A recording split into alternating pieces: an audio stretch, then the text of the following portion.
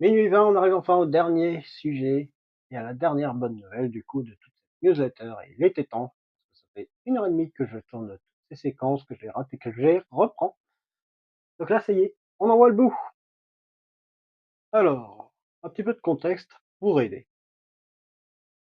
Voyez-vous, le 8 septembre dernier, donc jour de mon anniversaire, j'ai été en visite, un peu en shopping, avec une personne de ma famille. Quand, au détour d'un rayon dans un magasin Cultura, celui de Dijon Toison d'Or, que je salue ici pour la merveilleuse offre qu'ils m'ont faite et que j'ai acceptée, je suis tombé sur une imprimante 3D Dagoma qui ne servait plus. C'est apparemment une machine fictive, qui était franchement très réaliste pour une machine fictive, puisqu'elle avait les trois glissières montants qui étaient entièrement équipées avec les courroies, lorsqu'il s'agit d'une machine suivant une architecture delta.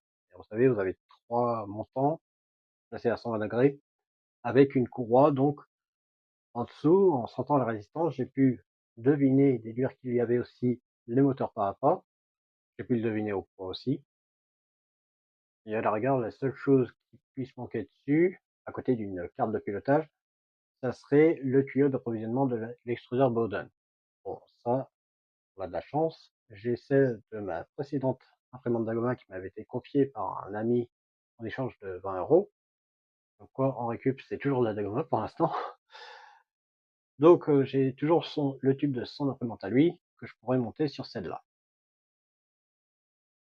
Et c'est ce qui m'amène du coup à vous dire, essayez. Peut-être que votre magasin Cultura dans vos environs vous fera peut-être une offre similaire. Qui sait? Moi, j'ai saisi la mienne, j'ai demandé le renseignement et aujourd'hui, ça m'a donné ce résultat-là. Je suis tenté de dire que ça a payé, mais comme je vais devoir moi-même payer pour pouvoir récupérer la machine, je préfère dire que j'ai obtenu satisfaction. Mmh. Même si c'est moyennant 50 €. Et honnêtement, pour une machine qui, à la base neuve, valait dans les 130-160, c'est une très belle affaire. Surtout si, au pire, il y a juste une carte Big Tech à 22 € à racheter derrière. Je me faisais remarquer, ça fait aller 70 balles la machine, ça fait toujours 100 de moins, jusqu'à 100 de moins que si ça avait été une neuve.